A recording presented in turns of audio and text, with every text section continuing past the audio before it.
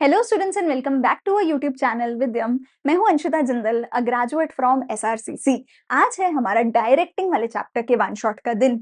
I know one of the biggest chapters है। एक ये है, एक फाइनेंशियल, एक हमारा मार्केटिंग वाला चैप्टर है बुक 2 का। दो तीन ही बड़े बड़े चैप्टर है यार, बाकी तो छोटे छोटे से चैप्टर हैं। ठीक है, वन शॉट इसका रहने वाला है। बहुत ही सारे टॉपिक्स हैं। कम्युनिकेशन के बैरियर्स जो है इसमें one of the most important है। बाकी भी सारी चीजें काफी ज्यादा इंपॉर्टेंट है। मतलब काफी सारी केस स्टडीज स्पेशली इस चैप्टर में से बनती हैं। सो इस चैप्टर को तुम गलती से भी मिस नहीं कर सकते हो, गलती से भी मिस नहीं कर सकते हो। ठीक है, सो तुम्हारे नाम की अटेंडेंस लगाओ और प्रॉमिस करो कि वन शॉट में ही पूरा लेक्चर सुनोगे। वन शॉट में ही मेरे साथ पूरे का पूरा खत्म करोगे। एक बार शुरू करोगे तो एंड तक पूरा बैठ के सुनोगे। ये प्रॉमिस कर दो अपने नाम के साथ। और बाकी डिस्क्रिप्शन में सारे लिंक्स हैं, हर जगह जाके फॉलो कर लेना। नोट्स वगैरह सब कुछ का इंतजाम हो रखा है, हर चीज जाके ले सकते हो। एंड आ जाओ, इसी प्रॉमिस के साथ शुरू करते हैं आज का लेक्चर, डायरेक्टिंग का वन शॉट।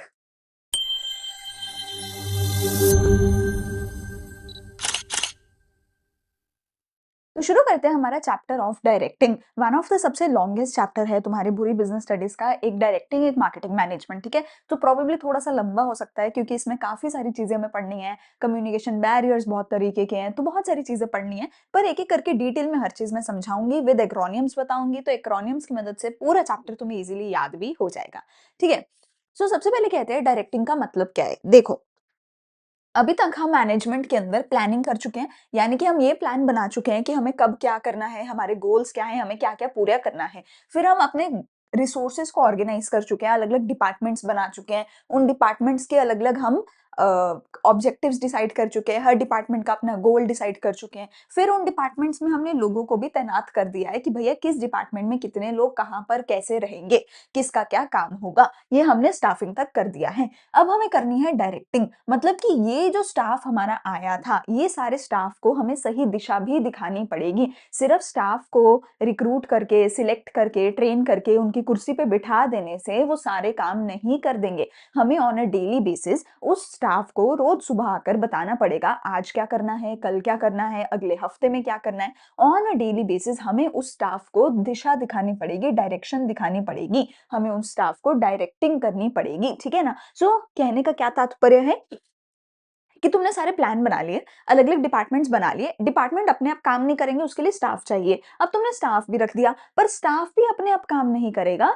तुम्हें स्टाफ को सही दिशा दिखानी पड़ेगी और रेगुलर बेसिस पे दिखानी पड़ेगी। तुम स्टाफ को नहीं बोल सकते कि इस कुर्सी पे बैठो, ये पकड़ो पैसा और काम करके दे दो। ऐसा नहीं हो सकता। तुम्हें स्टाफ को रेगुलर बेसिस पे मोटिवेट करना है, सही लीडरशिप देनी है, सुपरविजन देनी है, कम्युनिकेशन देनी है। ठीक है, बहुत सारी चीजें ऑन अ डेली बेसिस तुम्हें स्टाफ को देनी पड़ेंगी। और वही सारी चीजें तुम कहां पर देते हो, डायरेक्टिंग के चैप्टर में देते हो। ठीक है, सो डायरेक्टिंग क्या है, एक प्रोसेस है इंस्ट्रक्ट करने का, मतलब सारे इंस्ट्रक्शन देने का अपने स्टाफ को, उनको गाइड करने का कि कोई भी काम है तो कैसे करना है, कोई गलती हो गई तो कैसे करना है, उनकी काउंसलिंग करने का। ठीक है, कि मतलब अगर उनको कुछ सही नहीं लग रहा, उनको कोई भी दिक्कत है तो काउंसलिंग करना उनकी, उनको मोटिवेट करना, उनको लीड करना। ठीक है, पीपल इन द ऑर्गेनाइजेशन, ताकि वो हमारी कंपनी के गोल्स को पूरा कर सके। एट द एंड तुम जो भी कर रहे हो इसीलिए कर रहे हो ताकि तुम्हारी कंपनी के गोल्स पूरे हो सके। तो कंपनी के गोल्स पूरे करने के लिए क्या कर रहे हो, लोगों को इंस्ट्रक्शन दे रहे हो, गाइड कर रहे हो, काउंसिल कर रहे हो, मोटिवेट कर रहे हो, उनको लीड कर रहे हो ताकि लोग अच्छे से काम कर सके। ठीक है, कैरेक्टरिस्टिक्स क्या है डायरेक्टिंग की, आईसीस, ICES, आईसिस, ये क्या है मेरी कैरेक्टरिस्टिक्स, या मैं बोलूं फीचर्स ऑफ डायरेक्टिंग। सबसे पहला क्या है, इनिशिएट एक्शन। इनिशिएट एक्शन का क्या मतलब है कि भैया कितना ही अच्छे से अच्छा एम्प्लॉय तुम ला के रख दो, अगर तुमने उस एम्प्लॉय को दिशा नहीं दिखाई, उस एम्प्लॉय को इंस्ट्रक्ट नहीं किया, गाइड नहीं किया, तो वो काम नहीं करेगा। वो आके बैठेगा, बैठ के चाय पी के एसी के मजे लेके चला जाएगा। तुम्हें, तुम्हारी मैनेजर की, कंपनी की ये रिस्पॉन्सिबिलिटी है कि वो उस एम्प्लॉय को इंस्ट्रक्ट करे, उस एम्प्लॉय को दिशा दिखाए। तभी जाके एम्प्लॉय क्या करेगा, काम करेगा, वरना वो काम नहीं करेगा। ठीक है, तो directing start action in the organization. ठीक है, फिर ये कंटिन्यूस प्रोसेस है, सारी उम्र सारी जिंदगी चलता रहेगा। मैंने बता ही दिया, ऑन अ डेली बेसिस तुम्हें मोटिवेट करना है, लीड करना है, सुपरवाइज करना है। देखो, लगातार करना है तभी तो टॉप लेवल, मिडिल लेवल होता है ना। अगर अपने आप ही काम हो जाए तो हम लगातार हमेशा टॉप लेवल, मिडिल लेवल क्यों रखें, फिर तो लोअर लेवल अपने आप करता रहे सारा कुछ, नहीं ना। तो जो भी तुम्हारा मैनेजर है, सीनियर है, उसकी रिस्पॉन्सिबिलिटी है कि वो ऑन अ डेली बेसिस तुम्हें मोटिवेट करे, तुम्हें काम सिखाए, काम बताए। तो लगातार होने वाला काम है, हर लेवल ऑफ मैनेजमेंट पे होता है, हर लेवल ऑफ मैनेजमेंट पे। जो लेबर है, उसको कौन डायरेक्ट करता है? Lower level. लोअर लेवल को कौन दिशा दिखाता है? Middle level. मिडल लेवल को कौन दिशा दिखाता है? टॉप लेवल, ठीक है? तो each and every level of management पे होता है। इसको इसी वजह से आप परवेसिव फंक्शन भी बोल सकते हो। Starts from top to bottom, ये तो मैंने बता दिया। भैया जो लोअर लेवल है, वो थोड़ी ना मिडल लेवल को बताएगा कि क्या करना है। मिडल लेवल नीचे वाले को बताएगा, ठीक है? तो ऊपर वाला नीचे वाले को बताएगा कि तुझे क्या करना है, क्या नहीं करना। नीचे वाला थोड़ी ना जाके ऑर्डर मारेगा ऊपर। नीचे वाला थोड़ी ना जाके ऊपर ऑर्डर मारेगा, ठीक है ना? लोअर लेवल पे सबसे ज्यादा डायरेक्शन की जरूरत होती है, मिडिल लेवल पे थोड़ी कम जरूरत होती है, और टॉप लेवल पे तो बहुत ही कम जरूरत होती है, क्योंकि टॉप लेवल का ही तो उल्टा काम है कि वो बाकी सबको डायरेक्शन दिखाए, ठीक है ना? लेकिन at all levels of management हमें ये जरूरी होती है, ठीक है? फिर आता है importance of management. Importance of management का क्या है हमारा? फिल्म्स, या फिर फिल्म्स भी कर सकते हो इसी चीज को, ये हमारा एक्रोनिम है। पहला क्या है? Facilitate of change. कोई भी चेंज अगर ऑर्गेनाइजेशन में लाना है, उसके लिए एडवांस में डायरेक्टिंग होना बहुत जरूरी है। क्यों? क्योंकि जब एडवांस में हर चीज इंसान को पता है, हर दिशा इंसान को पता है, कौन सा काम कैसे होगा वो इंसान को पता है, तब ही उस चीज को चेंज करना बहुत ईजी होगा। अगर तुम्हें आज वाला पता नहीं है, अब कह रहे हो इसको चेंज करके कुछ और कर दो, अरे भैया मुझे तो पहले वाला ही नहीं समझ आया था, अब ये नया वाला कैसे समझूं, ये क्या चेंज आया है वो कैसे समझूं? तो पहले आज की डायरेक्शन अच्छे से करो, तभी कंपनी में एडजस्ट करना, चेंज करना बहुत ईजी रहता है, कम्युनिकेशन फिर ईजी हो जाती है। इससे कंपनी में स्टेबिलिटी और बैलेंस आता है, लोग छोड़ के नहीं जाते, लोग खुशी से काम करते हैं जब उनको काम समझ आ रहा हो, जब वो काम अच्छे से कर रहे हो, ठीक है? स्टेबिलिटी रहती है, ठीक है ना? लीडरशिप अच्छी होती है, मोटिवेशन अच्छी होती है। इनिशिएट एक्शन, ये तो फिर वही पॉइंट रिपीट हुआ है कि डायरेक्टिंग की वजह से एक्शन लेते हैं लोग, वरना बिना दिशा के लोग काम नहीं कर पाते। मोटिवेट होते हैं इससे लोग, ठीक है? डायरेक्टिंग का एक एलिमेंट ही है मोटिवेशन, तो डायरेक्टिंग के अलग अलग एलिमेंट्स है, जिसमें से एक एलिमेंट क्या है? मोटिवेशन, ठीक है ना? सो मोटिवेशन लाने के लिए कंपनी में जो है बहुत जरूरी है, लोगों को मोटिवेट करने के लिए बहुत जरूरी है डायरेक्टिंग, ठीक है? फिर स्टेबिलिटी एंड बैलेंस, लोगों में आपस में कंपनी में बैलेंस आता है कि लोग जो है छोड़ के नहीं जाते हैं, ठीक है? अगला है मेरे पास principles of directing. Principles of directing आपके सीबीएसई के सिलेबस में नहीं है, इसलिए ये मैं नहीं करवा रही हूँ। पर अगर आपको सीयूईटी देना है तो आपके सीयूईटी के सिलेबस में ये होगा। तो अगर आपको सीयूईटी के लिए ये करना है तो ये पीडीएफ आपको टेलीग्राम पे मिल जाएगा, आप वहां से ले सकते हो। पर सीबीएसई के सिलेबस में नहीं है, तो इसलिए हम ये स्किप कर रहे हैं, ठीक है? अगला है एलिमेंट्स ऑफ डायरेक्टिंग। तो डायरेक्टिंग के टोटल 4 एलिमेंट्स पढ़ेंगे: सुपरविजन, मोटिवेशन, लीडरशिप और कम्युनिकेशन, ठीक है? इन चारों को एक एक करके समझते हैं। चारों में से जो ज्यादा जरूरी है वो है मोटिवेशन और कम्युनिकेशन, ठीक है? मोटिवेशन के financial and non financial incentives हैं, वो पढ़ेंगे। कम्युनिकेशन के बैरियर्स हैं, वो पढ़ेंगे। इन दोनों पे क्वेश्चन ज्यादा पूछे जाते हैं, सुपरविजन और लीडरशिप पे ना के बराबर ही क्वेश्चन पूछे जाते हैं, ठीक है? सुपरविजन क्या है? सुपरविजन का सिंपल मतलब है कि तुम काम कर रहे हो, मतलब सुपरविजन का सिंपल मतलब है कि तुम पेपर दे रहे हो। अब पेपर में जो तुम्हारा इन्विजिलेटर होता है, जो टीचर होता है, जो चेक कर रहा होता है, वो आके ना तुम्हें कुछ बोलता नहीं है, वो आके तुम्हें छेड़ता नहीं है, तंग नहीं करता, वो बस ऐसे ऐसे राउंड मारता रहता है, देखता रहता है कि कहीं कोई बच्चा चीटिंग तो नहीं कर रहा, कहीं किसी बच्चे को शीट की जरूरत तो नहीं है, कहीं किसी बच्चे ने कुछ पूछना तो नहीं है, बस वो ऐसे राउंड मारता रहता है, राउंड मारता रहता है ना टीचर पेपर में। वही चीज को सुपरविजन बोला जाता है कि तुम छेड़ नहीं रहे, तुम तंग नहीं कर रहे, तुम सिखा नहीं रहे, तुम उसको कुछ नहीं कह रहे, बस तुम राउंड मार रहे हो, निगाह रख रहे हो, ठीक है? नजर रख रहे हो, नजर रख रहे हो, ठीक है? ओवरसी कर रहे हो, नजर रखना लोगों के काम के ऊपर, ठीक है? सुपीरियर जो है सबॉर्डिनेट के ऊपर नजर रखता है, वो ऑब्जर्व करता है काम को, ताकि वो देख सके कि जो काम है वो सही से हो रहा है या नहीं हो रहा है, प्लान एंड पॉलिसी के अकॉर्डिंग काम हो रहा है या नहीं हो रहा है, बस ये चेक करना वहां पे हमें रहता है। फंक्शन क्या है सुपरविजन के? सुपरविजन के थ्रू ही तुम रेगुलरली अपने एम्प्लॉइज को जो है फीडबैक दे सकते हो कि क्या तुम काम सही से कर रहे हो या नहीं कर रहे हो, ठीक है? अगर तुम्हें पता ही नहीं होगा, अगर तुम नजर ही नहीं रखोगे, तो तुम्हें पता ही नहीं है कि लोग काम कर रहे हैं कि नहीं, कैसे कर रहे हैं, कितना कर रहे हैं, तो तुम फीडबैक भी कैसे दोगे? अगर फीडबैक देना है तो पहले सुपरवाइज तो करना पड़ेगा। So it act as a link between management and workers. इससे इंप्लीमेंट होते हैं प्लान्स एंड पॉलिसीज, ठीक है? कोई भी सजेशन देना है, कंप्लेंट करनी है, वो सब कुछ इसकी वजह से हो पाता है। इससे लोग मोटिवेट भी होते हैं, ठीक है ना? क्योंकि again inspires the subordinate towards better work performance through proper monetary non monetary incentives, तो मोटिवेशन भी होती है। यूटिलाइजेशन ऑफ रिसोर्सेज भी सही से होता है, क्योंकि तुम रेगुलर बेसिस पे चेक कर रहे हो, लगातार चेक कर रहे हो, ठीक है ना? तो मतलब ऐसा नहीं है कि भैया टीचर है ही नहीं, अब तुम्हें शीट चाहिए और शीट नहीं मिल रही, शीट के चक्कर में तुम्हारे 20 मिनट पेपर में खराब हो गए, ऐसा नहीं होना चाहिए, तो तुम्हारा रिसोर्स जो टाइम है वो खराब हो गया। लेकिन अगर टीचर वहीं के वहीं सुपरवाइज कर रहा होगा, वो हाथों हाथ शीट दे देगा, तो तुम्हारा टाइम बचेगा। सो यूटिलाइजेशन ऑफ रिसोर्सेज जो है वो बहुत ईजी हो जाती है अगर तुम लगातार सुपरवाइज कर रहे हो।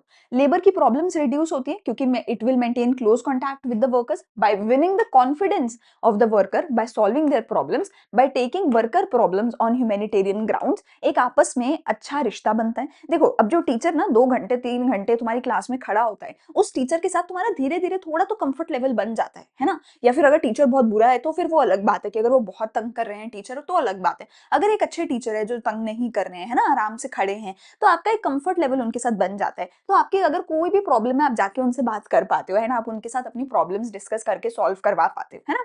ठीक है, सो वही चीज यहाँ पर होती है कि अगर सुपरवाइजर अच्छा है, ठीक है ना, तो काम अच्छे से हो जाता है। फंक्शन क्या है सुपरविजन में? सुपरविजन में आप करते क्या हो? सबसे पहले तो कंट्रोल करना कि भैया कोई भी दिक्कत नहीं होनी चाहिए, ठीक है। एक्चुअल परफॉर्मेंस को रिकॉर्ड करना, ठीक है। प्रोग्रेस लगातार चेक करना, अगर कोई डेविएशन है, कोई प्रॉब्लम है तो वो चेक करना।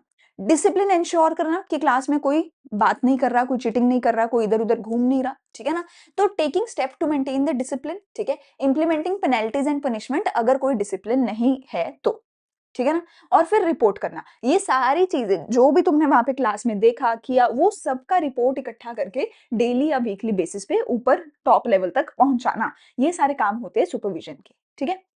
दूसरा मेरे पास एलिमेंट आता है मोटिवेशन। अब मोटिवेशन एक इंपॉर्टेंट एलिमेंट है तो मोटिवेशन पे थोड़ा सा टाइम लगाएंगे, अच्छे से इसको करेंगे। मोटिवेशन का मतलब क्या है? कहते हैं कि भैया लोगों को तुमने नौकरी दे दी, इसका ये मतलब नहीं है कि लोग आएंगे काम करके जाएंगे, ऐसा नहीं हो सकता, ठीक है। लोगों को तुमने काम भी बता दिया तो भी ऐसा नहीं है कि लोग आएंगे काम करके जाएंगे, ऐसा नहीं हो सकता। क्यों? भाई तुम अगर रोज रोज रोज सेम काम करते रहोगे ना, तुम बोर हो जाओगे, फिर एक पॉइंट पे आके तुम्हें लगेगा मैं इतने पैसे का भी क्या करूं। मतलब अभी तुम्हें लगता होगा कि भाई पैसा कमाना है ना, ऐसा करना है, पर सच बता रही हूँ यार, लोग ना 2 महीने नौकरी करके तीसरे महीने ऐसे हो जाते हैं, यार मैं इतने पैसे का भी क्या ही करूंगा, मुझे इतना पैसा नहीं कमाना, बट ये नौकरी मेरे से नहीं हो रही है, नौकरी बहुत बोरिंग है, बॉस ऐसा है, ये है, वो है। तो लोग ना काम अच्छे से करते ही नहीं है। क्यों? क्योंकि बोर हो जाते हैं, काम अच्छा नहीं लगता, बॉस अच्छा नहीं होता, कंपनी का एनवायरनमेंट अच्छा नहीं होता, व्हाटएवर रीजंस होते हैं, ठीक है। पैसे से भी एक पॉइंट के बाद उनका मोह उठ जाता है, पैसे से भी एक पॉइंट के बाद लोग मोटिवेट नहीं होते हैं। तो ऑन अ डेली बेसिस ना कंपनी को कुछ ना कुछ ऐसा करना पड़ता है ऑन अ रेगुलर बेसिस जिससे लोग मोटिवेट हो सके। मतलब कई कंपनीज गेम्स रखवा देती हैं, कई कंपनीज ट्रिप्स पे लेके जाते हैं, गोवा ट्रिप्स करती हैं कई कंपनीज, ठीक है। कई कंपनीज वहीं पे कंपनी के अंदर ही लंच ब्रेक साथ में करवा लेती हैं, ठीक है। कुछ ना कुछ कंपनियां करती रहती हैं ताकि लोग बोर ना हो, लोगों को काम में मजा आए, ठीक है। क्योंकि एज आई सेड एक पॉइंट के बाद पैसे आपको मोटिवेट करना छोड़ देते हैं, एक पॉइंट के बाद तुम पैसे से मोटिवेट हो ही नहीं सकते। अगर मान लो तुमने एक आध फोन लेना था, ले लिया, एक आध बैग बैग लेना था, एक आध लग्जरी चीज लेनी थी, ले ली, उसके बाद तुम कहोगे बस यार क्या करना है इसका, ठीक है। तो क्या कैसे लोगों को डेली बेसिस में मोटिवेट किया जाए ताकि लोग अच्छे से काम करें? अच्छा अगर मोटिवेट नहीं है तो काम अच्छे से नहीं होगा। अगर तुम मोटिवेट होकर स्टडी करोगे ना तो 4 चैप्टर 2 घंटे में कर दोगे। अगर डिमोटिवेट होकर स्टडी करोगे तो 4 घंटे में भी कुछ नहीं कर पाओगे। तो इसलिए अगर एम्प्लॉय मोटिवेटेड होगा तो ज्यादा काम करेगा, ज्यादा अच्छे से करेगा, इफेक्टिवली करेगा, सही काम करेगा, गोल पूरा करेगा। तो मोटिवेशन कैसे दी जाए वो हमें पढ़ना है, ठीक है। तो मोटिवेशन क्या है? लोगों को इन्फ्लुएंस करना, ह्यूमन बिहेवियर को इन्फ्लुएंस करना ताकि वो सारे सही दिशा में काम करें और गोल को पूरा करने के लिए काम करें। उनकी नीड्स को अगर तुम सेटिस्फाई करोगे ना कोई नीड हर इंसान की रहती है एट एनी पॉइंट, तुमने उसी नीड को पकड़ना है, उसी नीड को सेटिस्फाई करना है, तो इंसान मोटिवेट हो जाएगा, ठीक है। Through various monetary non monetary incentive. तो कहते हैं कि तुम्हें लोगों को इन्फ्लुएंस करना है ताकि वो ऐसा काम करे जो हमारे लिए सही है, जो हमारी कंपनी के गोल पूरे करता है। लेकिन वो इन्फ्लुएंस करने के लिए, वो काम निकलवाने के लिए तुम्हें क्या करना पड़ेगा? हर इंसान की कोई ना कोई नीड होती है, उस नीड को पकड़ के उसको सेटिस्फाई करना है। अगर उस नीड को सेटिस्फाई कर दिया तो वो इंसान मोटिवेट हो जाएगा।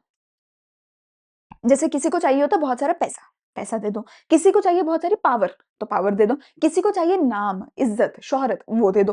तो जिसको जो चाहिए उसकी वो नीड पूरी कर दो, वो नीड पूरी हो जाएगी, वो मोटिवेट हो जाएगा, वो मोटिवेट होकर तुम्हारा काम पूरा कर देगा। ठीक है जी। तो ये है मोटिवेशन। प्रोसेस ऑफ मोटिवेशन क्या है जिसको हम सॉरी, अच्छा मैस्लो की तो बाद में आएगी, हाँ सॉरी, ये नॉर्मल हमारा प्रोसेस ऑफ मोटिवेशन है। मैस्लो की नीड हायरार्की थ्योरी तो बाद में आएगी, पहले प्रोसेस समझते हैं। प्रोसेस बहुत सिंपल है। कहते हैं पहले हर इंसान की कोई ना कोई एक नीड होती है जो अनसेटिस्फाइड होती है, ठीक है। एट एनी पॉइंट तुम्हारी कोई ना कोई नीड होगी। अभी भी एट दिस पॉइंट अगर तुम अपने दिल में सोच के देखोगे कुछ तो ऐसा होगा जो तुम्हें चाहिए होगा। कोई गेम हो सकती है, कोई कॉलेज हो सकता है, कोई स्टडीज़ हो सकती हैं, कोई मार्क्स हो सकते हैं, कोई दोस्ती हो सकती है, कोई प्यार हो सकता है, व्हाटएवर जो तुम्हें चाहिए तुम्हारी लाइफ में, कुछ तो ऐसी ज़रूरत होगी एट दिस पॉइंट जो तुम्हारी अनसैटिस्फाइड नीड होगी, ठीक है? उस नीड की वजह से तुम्हारे दिमाग में टेंशन बिल्ड होनी शुरू होगी। यार मुझे ये चाहिए, मुझे मिल नहीं रहा, यार मुझे ये चाहिए, मुझे मिल नहीं रहा, मुझे मिल नहीं रहा, मुझे मिल नहीं रहा। तुम्हारे दिमाग में टेंशन शुरू हो जाएगी। उस टेंशन को जब वो टेंशन शुरू होगी, फिर उस टेंशन की वजह से तुम इधर-उधर भागोगे कि कैसे कैसे ये चीज़ कैसे लूँ, कैसे लूँ, कैसे लूँ? फिर तुम इधर-उधर भागोगे। जैसे बहुत सिंपल सी बात है, अब तुम्हारे साथ होता ही है, तुम 11th-12th के बच्चे हो, है ना? कोई ना कोई लड़का या लड़की तुम्हें पसंद आ जाती है ना? बहुत नॉर्मल है, होता है, इसमें कुछ गलत बात नहीं है, ठीक है? तो तुम्हारी एक अनसैटिस्फाइड नीड है कि यार ये बहुत अच्छी लग रही है, यार ये मुझे भाव नहीं दे रही है, मुझसे बात नहीं कर रही। तो शुरू-शुरू में तो थोड़ा-सा लगता है, बट फिर धीरे-धीरे टेंशन होने लग जाती है, यार ये मेरे से बात क्यों नहीं कर रही? यार ये मेरा रिप्लाई नहीं कर रही, यार इसने मुझे ब्लॉक क्यों कर दिया? यार इसने ऐसा क्यों कर दिया? फिर उस टेंशन की वजह से फिर तुम्हारे अंदर ड्राइव आती है, यार मैं इससे बात करता हूँ, जाता हूँ, बात करता हूँ, यार इसके लिए ये कर देता हूँ, यार ये कर देता हूँ, ये कर देता हूँ। फिर वो टेंशन तुम्हें ड्राइव करती है एक्शन लेने के लिए कि अब तो मैं जाके इससे बात करूँगा, अब तो मैं जाके इसको मैसेज करूँगा, अब तो मैं ऐसा करूँगा, ठीक है? तो फिर वो ड्राइव आती है तुम्हारे अंदर कि यार मुझे एक्शन लेना पड़ेगा, I have to take an action, ठीक है? अब जब एक्शन लेना है, तो एक्शन कैसे लेना है, उसके लिए फिर तुम सर्च करते हो अलग-अलग तरीके। अब क्योंकि ड्राइव तो आ गई कि हाँ, मेरे को एक्शन लेना है, मुझे अच्छी लगती है, ये मुझे भाव नहीं दे रही, मुझे इससे जाके बात करनी है। अब बात कैसे-कैसे करूँ? एक ऑप्शन हो सकता है कि सबके सामने जाके बात कर लेता हूँ, पर बेइज़्ज़ती बहुत हो जाएगी, उसने मुँह पे ना बोल दिया तो। फिर ऑप्शन नंबर 2 है कि देखता हूँ कि अकेली कब है, तब जाके अकेले में बात करूँगा। ठीक है ना? तो ऑप्शन नंबर 2 वो हो सकता है। तो नाउ यू आर सर्चिंग कि क्या-क्या ऑप्शन है, क्योंकि अब ड्राइव तो आ गई है, टेंशन इतनी हो रही थी कि अब रुका नहीं जा रहा, ठीक है ना? और फिर जब तुमने ऑप्शन ढूँढ ली कि सबके सामने जाके बोलूँ, है ना? सबके सामने जाके बोल दूँ? नहीं, है ना? मुँह पे बेइज़्ज़ती हो जाएगी, थप्पड़ भी पड़ सकता है। अकेले में जाके बोल दूँ? अकेले में जाके थप्पड़ भी खा लूँगा, कौन-सा किसी को पता चलेगा? दोस्तों को तो बोलूँगा, "अरे, अरे! है ना? तेरे भाई को ऐसे करती है ना?" अकेले में तो जाके ये बोलूँगा, है ना? तो ठीक है, फिर तुमने ऑप्शन देखी, तो फिर ऑप्शन में से एक ऑप्शन तुमने चूज़ कर ली। अब जब तुमने वो जो भी एक्शन तुम्हें लेना था, वो ले लिया, तो तुम्हारी नीड क्या हो जाएगी? सैटिस्फाई हो जाएगी। मतलब करनी तो उसने ना ही है, ठीक है ना? करनी तो उसने ना ही है। अब अकेले में कर दी तो थोड़ी-सी ईगो को कम हर्ट होगा, है ना? तो नीड तो सैटिस्फाई हो गई कि भैया मेरे को उससे जाके बात करनी है। तो वो तो तुमने कर ली, तो अब नीड तो सैटिस्फाई हो गई जिसकी वजह से अब टेंशन थोड़ी-सी कम हो गई। अब बोलोगे मैम ना कर दी फिर तो और भी ज़्यादा टेंशन है। But still now at least you know कि है ना भैया वो तुम्हारे में इंटरेस्टेड नहीं है। तो अब तुम्हारी जो टेंशन है वो थोड़ी-सी रिड्यूस हो जाएगी कि ठीक है, अब मुझे फिर भी ऐसा तो नहीं है ना कि मैं वेट करे जा रहा हूँ, मैसेज आएगा कि नहीं आएगा कि नहीं। Now I am a bit reduced, tension is reduced, ठीक है ना? तो ये हमारा पूरा क्या है प्रोसेस ऑफ मोटिवेशन है कि पहले मेरी एक अनसैटिस्फाइड नीड है जिसकी वजह से मुझे बहुत सारी टेंशन हो रही है। टेंशन की वजह से अब मुझे लगेगा कि मेरे को एक्शन लेना पड़ेगा। क्या एक्शन लेना है? उसके लिए मैं सर्च करूँगा अलग-अलग ऑप्शंस, जो भी ऑप्शन सही ले लगेगी वो एक्शन ले लूँगा। जब एक्शन ले लिया तो नीड सैटिस्फाई हो जाएगी और टेंशन खत्म हो जाएगी। ठीक है? और तुम मोटिवेट हुए हो इस पूरे प्रोसेस में उस काम को करने के लिए। और जब तुम्हारी नीड सैटिस्फाई हो गई then you are fully motivated कि हाँ, ज़िंदगी में मुझे अच्छा लग रहा है। फीचर्स ऑफ मोटिवेशन देखते हैं। मोटिवेशन एक इंटरनल फीलिंग है। तुम कितना भी यूट्यूब वीडियो सुन लो, कितना भी कुछ भी कर लो, जब तक तुम्हें अंदर से फील नहीं होगा ना कि मुझे पढ़ना है, तब तक कुछ नहीं हो सकता। मैं कितना भी 10 डे स्ट्रैटेजी, 40 डे स्ट्रैटेजी, ये स्ट्रैटेजी, वो स्ट्रैटेजी दे दूँ, जब तक तुम्हारे अंदर से वो आग नहीं आएगी कि मुझे तो ये करना है, तब तक कुछ नहीं हो सकता। मेरी पूरी लाइफ में मुझे कभी मेरे पेरेंट्स ने नहीं बोला कि ये मार्क्स लेके आने हैं, you have to go to SRCC, कभी नहीं बोला। मेरे पेरेंट्स को पता भी नहीं था कि मैं एसआरसीसी जाने की तैयारी कर रही हूँ, मैं इतना ज़्यादा हार्ड वर्क कर रही हूँ। उनको था कि ठीक है, पढ़ती है, पढ़ती रहेगी, बचपन से भी पढ़ती है, अभी भी पढ़ रही है। ठीक है, बट मेरे अंदर वो आग थी कि मुझे एसआरसीसी लेना ही लेना है। तो वो मेरे अंदर की इंटरनल फीलिंग है, मुझे किसी ने थोपा नहीं है। और कोई थोप देता ना फिर तो गलती से भी होता ही नहीं वो काम। तो ये आपके अंदर की इंटरनल फीलिंग है, कुछ ऐसा एक्सटर्नल नहीं है, ठीक है? अंदर से आएगी तो आएगी वरना नहीं आएगी मोटिवेशन। अगर मोटिवेट हो गए हो तो गोल डायरेक्टेड बिहेवियर करोगे तो सीधा आपको सिर्फ आपका गोल दिख रहा होगा, आप उस गोल की तरफ सीधा जाओगे, आप इधर-उधर कुछ नहीं देखोगे, ठीक है? पॉजिटिव भी हो सकती है, नेगेटिव भी हो सकती है, मोटिवेशन 2 तरीके की होती है। पॉजिटिव मोटिवेशन क्या है, बेटा अगर तूने अच्छे मार्क्स लिए, तो तेरे को तेरा पसंद का फ़ोन दिलाऊँगा, पसंद की बाइक दिलाऊँगा। नेगेटिव मोटिवेशन क्या है, ये अगर तेरे नंबर नहीं आए ना, तेरी हड्डियाँ तोड़ूँगा, फिर मेरे से बुरा तेरे लिए कोई नहीं होगा अगर तेरे नंबर नहीं आए तो। ये नेगेटिव मोटिवेशन होती है। तो पॉजिटिव मोटिवेशन में क्या होगा, आप खुशी से वो काम करोगे। नेगेटिव मोटिवेशन में क्या होगा, काम शायद हो जाए, पर डर-डर के वो काम करोगे। तो व्हिच इज़ व्हाई मुझे पर्सनली नेगेटिव मोटिवेशन बिल्कुल पसंद नहीं है। मतलब अगर तुमने किसी से काम करवा भी दिया, पर उसने वो काम इतने डर के किया, अगर ये नहीं हुआ तो मेरे के साथ ऐसे हो जाएगा, ऐसा हो जाएगा, ऐसा हो जाएगा। हाँ, चलो मेरे नंबर आ गए, अब कम से कम पिटूँगा तो नहीं। मुझे नहीं अच्छी लगती वो चीज़ कि मैं किसी को इतना डरा दूँ कि भाई वो उसने काम तो कर दिया, बट इतना डर-डर के काम किया। मुझे पर्सनली वो पसंद नहीं है, ठीक है? इसलिए I never do that. I only and only believe in कि भैया पॉजिटिवली मोटिवेट करो तो भी इंसान हो जाएगा। प्यार से मोटिवेट करोगे, हो जाएगा इंसान, ठीक है? सो एनीवेज़ मोटिवेशन 2 तरीके की हो सकती है, पॉजिटिवली भी, नेगेटिवली भी। मोस्टली इंडियन पेरेंट्स को तो नेगेटिव ही पसंद आती है ना? कि बच्चे को डराओ-धमकाओ तो वो हो जाएगा। मोस्टली यही होता है इंडियन हाउसहोल्ड्स में तो, ठीक है? नेगेटिव मोटिवेशन क्या है कि आपको पनिशमेंट मिलेगी, है ना? अगर तो आप पनिशमेंट के डर से काम करते हो। मोटिवेशन एक कॉम्प्लेक्स प्रोसेस है। मोटिवेशन ना ऐसा नहीं है कि हर कोई सेम काम, सेम चीज़ से मोटिवेट होगा। अगर आप 10 लोगों को एक साथ खड़ा करोगे ना और बोलोगे ना कि बेटा अगर आपके अच्छे नंबर आए तो आपको क्या चाहिए? 10 के 10 लोग अलग आंसर करेंगे। कोई बोलेगा फ़ोन चाहिए, कोई बोलेगा ट्रिप करना है, कोई बोलेगा बाइक चाहिए, कोई बोलेगा कार चाहिए, कोई बोलेगा बाहर जाना है, ये वो व्हाटएवर। सबका मोटिवेशन अलग होगा। तो कॉम्प्लेक्स प्रोसेस है, तुम्हें हर इंडिविजुअल से बात करनी पड़ेगी, हर इंडिविजुअल का दिमाग समझना पड़ेगा कि इसको क्या चाहिए और उसको वही देना पड़ेगा। तभी वो मोटिवेट होगा वरना नहीं होगा। So it's a very complex process, ठीक है? इम्पोर्टेंस क्या है? इससे पीस एंड हार्मनी आती है, मतलब लोगों के दिमाग में शांति आती है, क्योंकि भैया तो उनने लोगों की टेंशन दूर करी है ना, उनको मोटिवेट करके, उनका काम करके, ठीक है ना? तो आपस में क्या है, हार्मनी होती है, टीम वर्क होता है, उनकी प्रॉब्लम सॉल्व होती है, ठीक है? एम्प्लॉइज़ की परफॉर्मेंस बढ़ती है, क्योंकि अब तुमने लोगों को जो चाहिए था वो दे दिया। किसी को ज़्यादा पैसा चाहिए था, तुमने दे दिया, अब वो पैसे से खुश है, तो अब वो खुशी-खुशी काम करेगा, तो अब वो अच्छे से काम करेगा।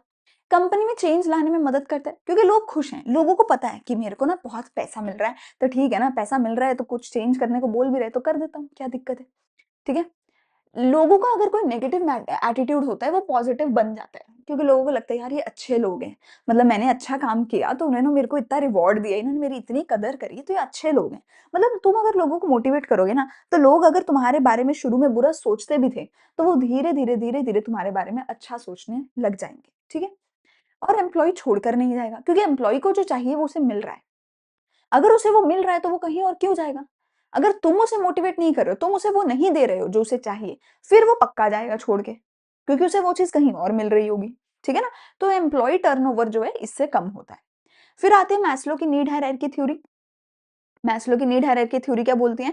सबसे पहले रोटी कपड़ा मकान चाहिए, फिर सेफ्टी चाहिए, फिर प्रेम चाहिए, फिर इज्जत चाहिए और फिर सेल्फ एक्चुअलाइजेशन नीड चाहिए। एक-एक करके समझते हैं।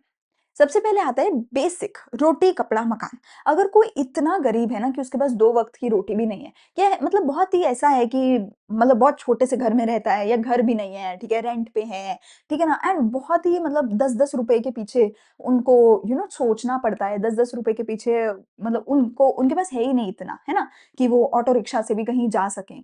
तो उस इंसान को ना बस तुम बेसिक इतना दे दोगे कि देखो तुम्हारी रोटी है, तुम्हारे सिर पे छत है, तुम थोड़ा बहुत कहीं आ जा रहे हो, बेसिक दे दो। तो वो इंसान खुश हो जाएगा, वो तुम्हारा काम करने को तैयार हो जाएगा, ठीक है? तो अगर किसी के पास रोटी, कपड़ा, मकान भी नहीं है, तुम बस उसको इतना पैसा दे दो कि उसको रोटी, कपड़ा, मकान खरीदने का पैसा मिल जाए, तो वो खुश हो जाएगा इंसान और तुम्हारा काम कर देगा।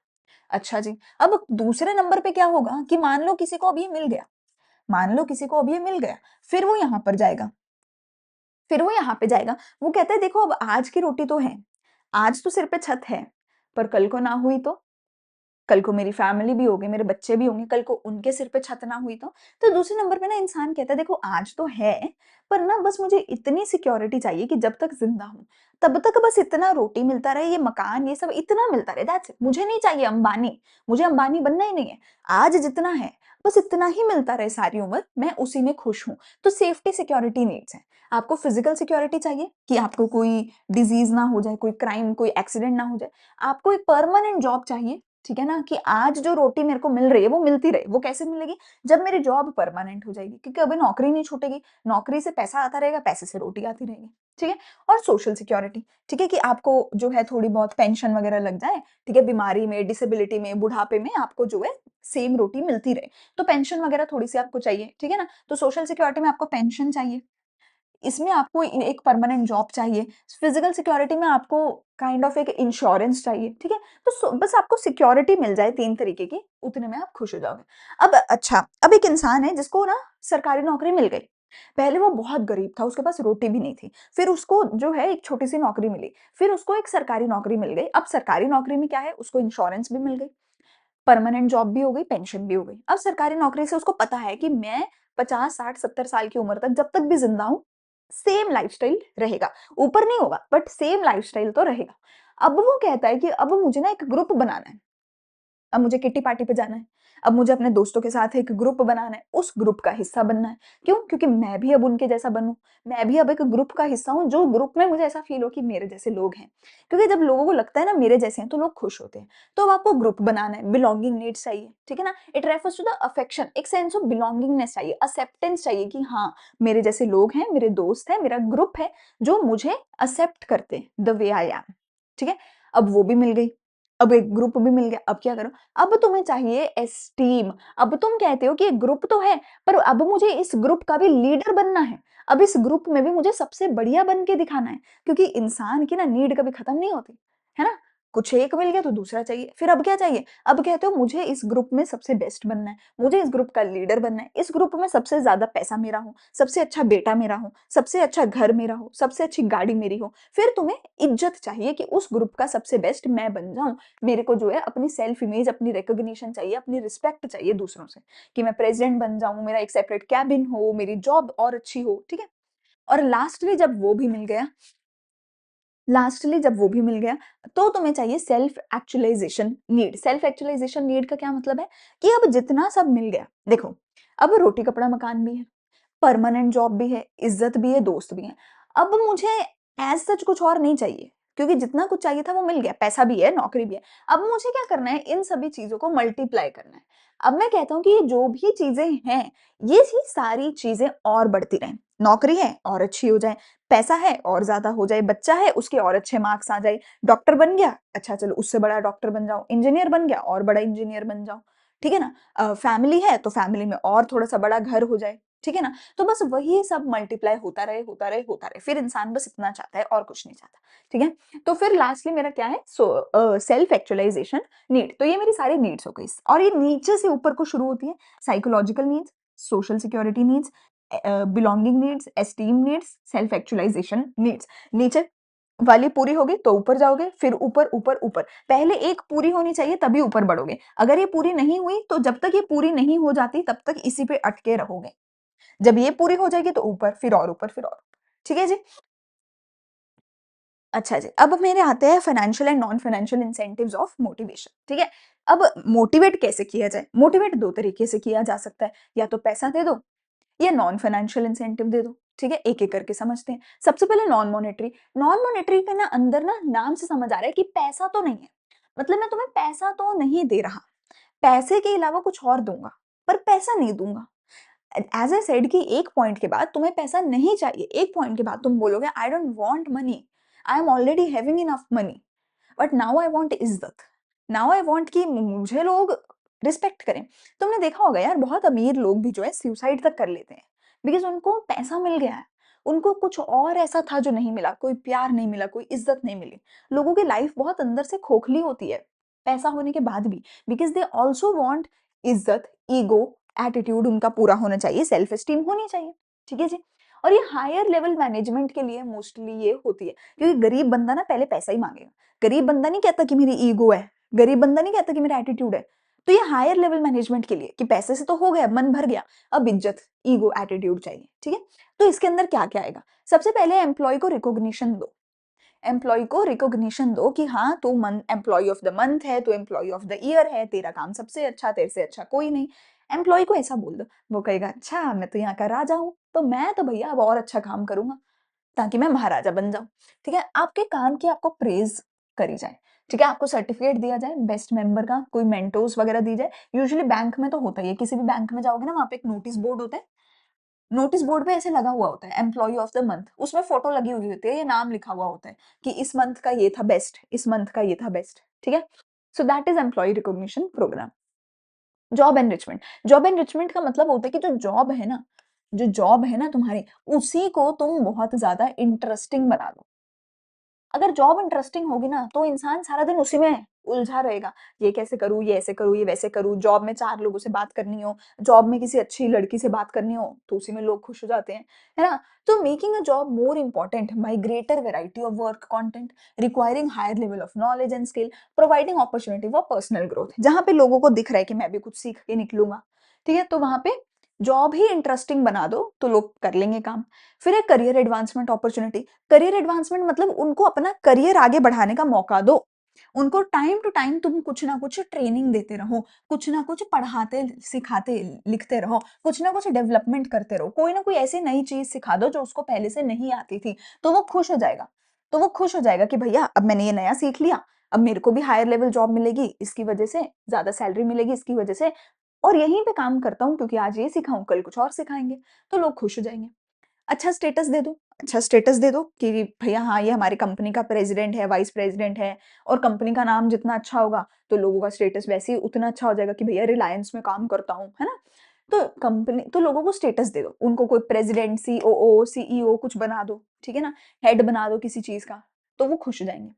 फिर है जॉब सिक्योरिटी, मतलब लोगों को ना डर में मत रखो कि काम नहीं किया ना तो निकाल दूँगा, ऐसे मत करो। फिर वो इंसान डर में रहेगा, हाय मुझे निकाल दिया तो, हाय मुझे निकाल दिया तो, हाय मुझे निकाल दिया तो। डरा के मत रखो। एम्प्लॉयी को बोलो you are safe, you are secure, तेरी नौकरी कोई तेरे से नहीं छीनेगा, बट तुम्हें अच्छे से काम करना होगा। हाँ, फिर भी अगर मतलब लेट्स से कोई बार-बार काम खराब कर रहा है, तो निकाल दो फिर ठीक है। लेकिन डरा के मत रखो, उनको खुश रखो कि हाँ, तुम्हारी नौकरी कोई तुमसे नहीं छीनने वाला है। तो जॉब सिक्योरिटी दो, तो मेंटल रिलीफ है, ठीक है ना? टेंशन नहीं है, तो बिना टेंशन के लोग अच्छा काम करेंगे। एम्प्लॉयी पार्टिसिपेशन, एम्प्लॉयी से डिसीजन मेकिंग करवाओ, एम्प्लॉयी को मीटिंग्स में बुलाओ, एम्प्लॉयी को डिसीजन मेकिंग में हिस्सेदार बनवाओ। तो इससे क्या होगा, एम्प्लॉयी पार्टिसिपेशन बढ़ेगी, जिसकी वजह से जो एम्प्लॉयीज हैं ऑब्वियसली वो और खुश रहेंगे। फिर है एम्प्लॉयी एम्पावरमेंट, एम्प्लॉयी को पावर दो कि एम्प्लॉयीज भी अपने लेवल पे कुछ कुछ छोटे मोटे डिसीजन ले सकते हैं। उससे क्या होगा, ऑब्वियसली उससे भी एम्प्लॉयीज जो है वो खुश रहेंगे, ठीक है ना?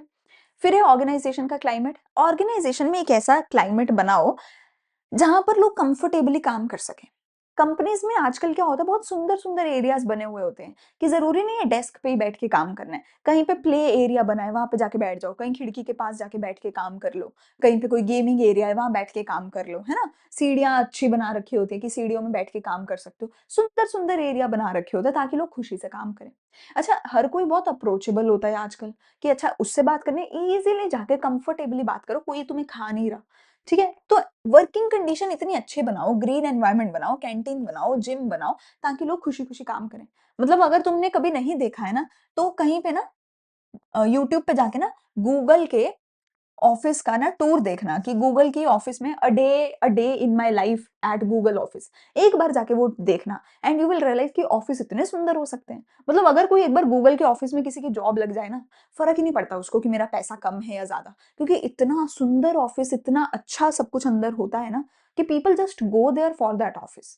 नौकरी तो करनी है ना कहीं भी, 2 पैसा कम, 2 पैसा ज़्यादा, पर ऑफिस इतना सुंदर होता है ना कि तुम्हारा दिल करता है रोज़ कि हाँ, मुझे इस ऑफिस में जाना है।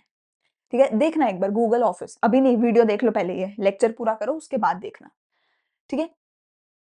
अच्छा, अब ये तो सारे हो गए नॉन मॉनेटरी इंसेंटिव, पर इससे पेट तो नहीं भरता, प्यार से पेट तो नहीं भरता, प्यार से घर तो नहीं चलता, तो तुम्हें पैसा भी चाहिए। तो पैसा देने का भी अलग-अलग तरीका क्या है? सबसे सिंपल तरीका तो है कि भैया सैलरी ही दे दो। अगर सैलरी ही सिंपल दे दोगे और थोड़ा बहुत एनुअल इंक्रीमेंट दे दोगे, तो ऑब्वियसली लोग काम करते रहेंगे। फिर है productivity linked wage incentive. Productivity linked wage incentive का क्या मतलब है? ज़्यादा पैसा ज़्यादा काम करोगे, ज़्यादा पैसा मिलेगा। 1 सेकंड। ज़्यादा काम करोगे, ज़्यादा पैसा मिलेगा, कम काम करोगे, कम पैसा मिलेगा। जैसे कि अगर तुमने 5 लाख से ज़्यादा की सेल कराई, तो हर चीज़ पे तुम्हें 10% कमीशन और मिलेगा। फिक्स्ड सैलरी तो है ही, फिक्स तो है ही, उसके ऊपर वेरिएबल भी मिलेगी। बोनस मिलेगा, ठीक है? जब भी कंपनी में कुछ अच्छा होगा, दिवाली पे, हॉलिडे पे, ठीक है? किसी ना किसी चीज़ का तुम्हें बोनस मिलता रहेगा, जो कि तुम्हारी सैलरी से ऊपर होगा, एडिशनल होगा, which will be also dependent upon your performance. जो अच्छा काम उसको बोनस उतना ज़्यादा। प्रॉफिट शेयरिंग क्या होता है कि कंपनी बोलती है कि जितना ज्यादा हमें प्रॉफिट होगा, प्रॉफिट का हिस्सा हम अपने एम्प्लॉयज के साथ शेयर करेंगे, क्योंकि भैया जो मैनेजमेंट है ना उसने अकेले ने नहीं कमाया। कंपनी में 1000 लोग काम करते हैं ना, तो हजारों ने मिलके काम किया है जिसकी वजह से प्रॉफिट हुआ है। तो कंपनी कहती है कि अगर हमारा प्रॉफिट इस साल 10% बढ़ा, तो जो भी वो एडिशनल प्रॉफिट होगा उसका इतना-इतना हिस्सा हम अपने एम्प्लॉइज़ में बाँटेंगे। तो एम्प्लॉयी खुश हो जाते हैं कि भैया ज़्यादा प्रॉफिट कंपनी का होगा तो हमारा भी होगा, तो चलो काम करें। कंपनी के शेयर्स दे देते हैं। ये तो आजकल बहुत आम हो गया है कि कंपनी बोलती है 20 लाख रुपए तो तुम्हें फिक्स मिल जाएँगे और कंपनी के शेयर ऊपर से और मिल जाएँगे। शेयर मार्केट में कंपनी के शेयर बिकते हैं ना, तो कंपनी क्या करती है अपने एम्प्लॉइज़ को बहुत सस्ते रेट पे शेयर दे देती है। एम्प्लॉयी वो शेयर जाके बेचेगा स्टॉक मार्केट में, तो उसको अब प्रॉफिट हो जाएगा। ठीक है? अच्छा, अगला है रिटायरमेंट बेनिफिट कि तुम अगर रिटायर हो जाते हो तो उसके बाद तुम्हें PF, pension, gratuity, financial security, retire retirement के बाद ये सब कुछ तुम्हें मिलता है, ठीक है? फिर है परक्विजिट्स। परक्विजिट्स इंपॉर्टेंट है क्योंकि परक्विजिट पे ना एमसीक्यू या कुछ ना कुछ रेगुलरली बनता रहता है। परक्विजिट का मतलब होता है कि तुम्हें ना सीधा कैश नहीं पकड़ाया जाएगा, पर तुम्हें कुछ ना कुछ ऐसी फैसिलिटी दी जाएगी, कुछ ना कुछ ऐसी फैसिलिटी दी जाएगी जिसकी वजह से तुम्हारे जो होने वाले एक्सपेंसेस थे वो नहीं होंगे, वो एक्सपेंस कम हो जाएँगे। जैसे कि फॉर एग्ज़ाम्पल तुम्हें रोज़ ऑफ़िस आने-जाने के लिए खर्चा करना पड़ता। देखो ऑफ़िस तो तुमने जाना है, काम भी तुमने करना है, सैलरी भी तुमने लेनी है, लेकिन ऑफ़िस आने-जाने का ना रोज़ तुम्हारा लेट्स से खर्चा होता है ₹200 का, ठीक है? मेट्रो से जाते हो, ये करते हो, वो करते हो, तो तुम्हारा रोज़ का ₹200 का खर्चा होता है। अगर महीने में तुम लेट्स से 20 दिन भी ऑफ़िस जाते हो, ठीक है ना? तो तुम्हारा कितना हो गया ₹4000 का खर्चा हो गया पर महीना आने-जाने का। कंपनी कहती है नहीं, तुम अपने आप नहीं आओगे-जाओगे, कंपनी तुम्हें गाड़ी भेजेगी। तो कंपनी ने क्या तुम्हें पैसा दिया? नहीं दिया। क्या तुम्हें कैश मिला? नहीं मिला। पर वो जो तुम्हारा 4000 का खर्चा होना था, वो बच गया। तो टेक्निकली कंपनी ने तुम्हें ₹4000 दे दिए। टेक्निकली तो यही मतलब हुआ कि तुम्हारे ₹4000 का खर्चा बच गया। ठीक है ना? सो किसी ना किसी तरीके से तुम्हारा खर्चा बच जाए, कोई ऐसी फैसिलिटी मिल जाए, तो उस फैसिलिटी को परक्विजिट बोला जाता है और क्योंकि वो तुम्हारा खर्चा बचा रही है, तो वो तुम्हारे लिए फाइनेंशियल इंसेंटिव ही तो हुआ। ठीक है ना? जैसे कि मेडिकल एड दे दी, हाउसिंग अलाउंस दे दिया, बच्चों की पढ़ाई का दे दिया, वाई-फाई का बिल दे दिया, ठीक है? तो वो सब परक्विजिट्स भी कंपनीज़ देती हैं। ठीक है? चलो यहाँ पर हमारा मोटिवेशन भी होता है खत्म ऑलमोस्ट 40 मिनट की तो वीडियो हो गई है, 1.5 घंटे तक का लेक्चर तो ये रहेगा बिकॉज़ बहुत लंबा लेक्चर है, बहुत लंबा चैप्टर है। As I said directing and marketing ये 2 ही बड़े चैप्टर्स हैं, ठीक है? चलो, तो डायरेक्टिंग में अब अगला पढ़ते हैं हम लीडरशिप। लीडरशिप क्या है? Ability of an individual to maintain good interpersonal relation. कहते हैं कि भैया एम्प्लॉइज़ ना अपने आप से काम नहीं करेंगे, उनको एक अच्छा लीडर चाहिए, जो उनको है ना काम अच्छे से सिखा सके, काम अच्छे से करवा सके, है ना? उनसे अच्छे से बात कर सके, एक अच्छा सीनियर चाहिए, तो वो लीडरशिप अच्छी दे दें। लीडरशिप क्यों ज़रूरी है? क्योंकि अगर लीडर अच्छा होगा, तो एम्प्लॉयी कॉन्फिडेंट रहेगा कि यार वो मेरे में ना भरोसा करता है, तो मैं उसका भरोसा नहीं तोड़ूँगा, मैं कॉन्फिडेंटली उसका काम करके दिखाऊँगा। असाइन टास्क लीडर जो है अपने सबऑर्डिनेट को टास्क असाइन करता है और उनको साइकोलॉजिकल सपोर्ट देता है कि हाँ तू कर सकता है, कोई नहीं मैं तेरे साथ खड़ा हूँ, साथ मिलके करेंगे। ठीक है ना? कोई भी गाइडेंस चाहिए कि सर मुझे ये काम नहीं आता, सर मेरे से नहीं हो रहा, सर मैं ये काम कैसे करूँ, सर आप मुझे ये बता दो। वो सारी गाइडेंस आपको लीडर देता है, ठीक है? टीम स्पिरिट डेवलप करना, लड़ाई झगड़ा कुछ भी अगर होगा, तो ये लीडर की ही ज़िम्मेदारी है कि वो सारी टीम को बोले कि लड़ना नहीं है, हम तो साथ-साथ हैं, हम साथ-साथ हैं, तो हम साथ-साथ काम करेंगे। तो लीडर ही टीम को एक साथ रखने का काम करता है, ठीक है? मैनेजमेंट और वर्कर के बीच का लिंक कौन होता है? लीडर। वर्कर नहीं सीईओ के पास जाएगा। जो लीडर है तुम्हारा, वो तुम्हारी सारी खबर लेके ऊपर जाएगा। तो एक लिंक है ऊपर और नीचे। और अगर कोई चेंजेस लाने हैं कंपनी में, तो ये लीडर ही है जो अपने लोअर लेवल मैनेजमेंट को बोलता है कि ये चेंज करना है, ऐसे-ऐसे करना है, इतनी देर में करना है और फिर करवाता है सारे चेंजेस। और इसी की लीडर की ही ज़िम्मेदारी होती है कि वो सारे चेंजेस को देखे कि हाँ, चेंज सही से हो रहा है, कि चेंज सही से नहीं हो रहा है, ठीक है? अच्छा, अगला है qualities of a good leader. अब लीडर कैसा होना चाहिए? सबसे पहले तो जो लीडर है, उसमें इतनी हिम्मत होनी चाहिए कि वो अपनी बात मनवा सके, अपना काम निकलवा सके, उसमें इतनी हिम्मत होनी चाहिए और उसमें कॉन्फिडेंस होना चाहिए कि भाई मैं हूँ, मैं अच्छा हूँ, मेरे में हिम्मत है, मैं काम कर सकता हूँ, इसीलिए तो लीडर हूँ। कई बार लोग खुद ही डरते हैं, यार मैं ये काम कैसे बोलूँ? मतलब मैं तो खुद पर्सनली थोड़ा ऐसे होती हूँ कि मेरे से अपने एम्प्लॉयी से काम नहीं करवाया जाता। मैं मेरे में पर्सनली ये चीज़ है कि मुझे ना लगता है कि छोड़ यार मैं क्या उसको बोलूँ बेचारे को, है ना? मैं कई बार ऐसा मैं करती हूँ। तो लीडर में खुद में कॉन्फिडेंस होना चाहिए कि नहीं यार, मैंने अच्छा कुछ किया है तभी तो लीडर बना हूँ, ऐसे ही थोड़ी लीडर बन गया और अब लीडर हूँ तो काम करवाऊँगा। तो ताकत होनी चाहिए, कॉन्फिडेंस होना चाहिए कि किसी भी प्रॉब्लम का सॉल्यूशन निकालूँगा। इनिशिएटिव लीडर अपने आप से ऑन अ डेली बेसिस देखे कि कौन सा काम क्या सही होगा, गलत होगा, अपने आप से कुछ नया-नया करे और अपने एम्प्लॉयी से भी करवाए, ठीक है? डिसाइसिव होना चाहिए लीडर को डिसीजन लेने होते हैं बहुत सारे। और अगर वो कंफ्यूज हो गया, यार ऐसा करूं कि नहीं, वैसा करूं कि नहीं, ये करूं कि नहीं, अगर लीडर खुद ही डिसीजन नहीं ले पाएगा तो लोगों को क्या बताएगा? तो लीडर को ना बहुत क्लियर होना चाहिए कि ये इसका प्रोज एंड कॉन्स, उसका प्रोज एंड कॉन्स, और क्या डिसाइड करना है, फटाक से डिसीजन ले ले। ठीक है। लीडर में एम्पैथी भी होनी चाहिए। एम्पैथी मतलब कि तुम्हें लोगों की प्रॉब्लम्स को भी समझना चाहिए। तुम इतने हार्श नहीं हो सकते कि सामने वाले ने बोला सर मैं बीमार हूँ और तुम बोलो अबे बीमार ही जाए भाड़ में, मेरा काम करके दे। नहीं, अगर कोई जेन्युइनली बोल रहा है, अगर किसी की जेन्युइन प्रॉब्लम है तो समझो। इमोशनल भी होना चाहिए, दूसरों के इमोशन की कदर भी होनी चाहिए। तुम्हें अपनी रिस्पॉन्सिबिलिटी पता होनी चाहिए कि तुम एक लीडर हो, तुम्हारे कंधों पे बहुत ज्यादा बोझ है, तुम्हें वो बोझ उठाना है। तो तुम्हें रिस्पॉन्सिबिलिटी की सेंस होनी चाहिए तुम्हारी। ठीक है।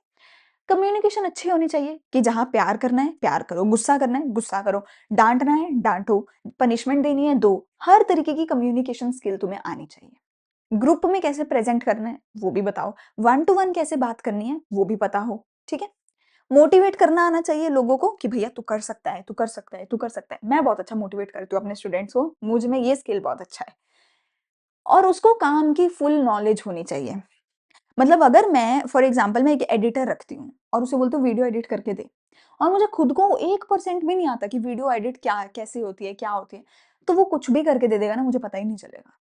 तो मुझे खुद को आना चाहिए। तो that is why I at least ensure कि मैं किसी भी एम्प्लॉयी को रख रही हूँ ना, पहले मुझे आता हो। मुझे इतनी डिटेल्ड वीडियो एडिटिंग आती है, पहले मैंने खुद सीखी है, फिर मैंने एम्प्लॉयी रखा है। मुझे एम्प्लॉयी तो रखना ही था, मुझे खुद को एडिटिंग करनी ही नहीं थी। बट आई वांटेड कि पहले मुझे आती हो, तभी मैं एम्प्लॉयी रखूँ, क्योंकि फिर मुझे पता तो होना चाहिए कि इसने सही किया या गलत, इसने कम टाइम लगाया या ज़्यादा, कम पैसे माँगे या ज़्यादा। ठीक है ना? तो लीडर को खुद को काम आना चाहिए। ठीक है? चलो, तो ये तो हो गए qualities of a good leader.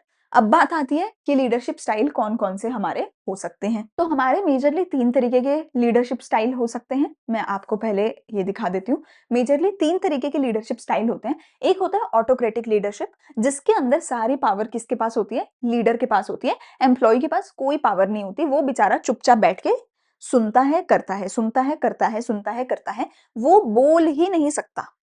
वो कुछ बोल नहीं सकता, उसके पास कोई पावर नहीं है। फिर आती है पार्टिसिपेटिव लीडरशिप, जिसको डेमोक्रेटिक भी बोलते हैं, जिसमें एम्प्लॉई और लीडर दोनों के पास पावर होती है।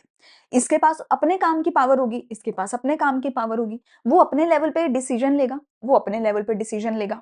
हाँ, ये इसका ऑब्वियसली लीडर है तो इसके पास ज्यादा पावर होगी, शायद इसके पास कम पावर होगी, इसके पास बड़ी मैटर्स की पावर होगी, इसके पास छोटे मैटर्स की पावर होगी, पर होगी।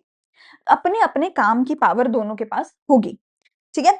अगला मेरे पास आता है लेजिस फेरे, फ्री स्टाइल लीडरशिप। इसके अंदर सारी पावर एम्प्लॉय के पास होती है। मतलब इसके अंदर लीडर बोलता है कि भाई यार देख, मेरे को ना ये काम चाहिए। मतलब मैंने बोला कि भाई देख, मेरे को ना चाहिए कि वीडियो एडिटिंग करनी है। ठीक है। अगर मैं वीडियो एडिटर रखती हूँ और मैं बोलती हूँ वीडियो एडिटर को कि ना, मतलब इन तीनों में से कैसे काम कराऊं, इसमें तो मैं बोलूंगी कि देख, ये एक रील है, 1 मिनट की रील है। इस 1 मिनट की रील में ना पहले 5 सेकंड ये होना चाहिए, अगले 5 में ये, फिर ये, फिर ये। एक-एक चीज़ मैं बता रही हूँ कि एग्ज़ैक्टली ये ऑडियो हो, ये स्टाइल हो, ये ट्रांज़िशन हो, ये ऐसा हो, ये ऐसा हो, हर चीज़ मैंने बताई है। मतलब 1 मिनट के हर 5-5 सेकंड का मैंने बताया है। तो वो ऑटोक्रेटिक था। इसमें मैंने क्या कहा था कि यार देख, मेरे अकॉर्डिंग ऐसा होना चाहिए, व्हाट डू यू थिंक? फिर एडिटर बोलेगा नहीं मैम ये ना ऐसे अच्छा लगेगा। फिर मैं बोलूँगी अच्छा चलो करके देखते हैं। चलो आप अपना बताओ, मैं अपना बताती हूँ। फिर वो करेगा, फिर मैं अपना बताऊँगी, यार नहीं ये ऐसा अच्छा लग रहा है। वो कहेगा नहीं ये ऐसा अच्छा लग रहा है। दोनों साथ मिलके डिसीजन लेंगे। और लेजिस फेरे में मैं क्या बोलूँगी, यार देख, ये रील है, ठीक है? तू तुझे अकल है पड़ी, तू इतने सालों से एडिटिंग करता है, तुझे सब पता है। तू मुझे बना के दे दे, मैं पोस्ट कर दूँगी। मेरे को झंझट ही नहीं चाहिए, मेरे को कोई टेंशन नहीं चाहिए। तुझे करके देना है, तू दे दे बस। मेरे को 2 दिन में दे दे बस। मैं डेडलाइन बताऊँगी, काम बताऊँगी बस।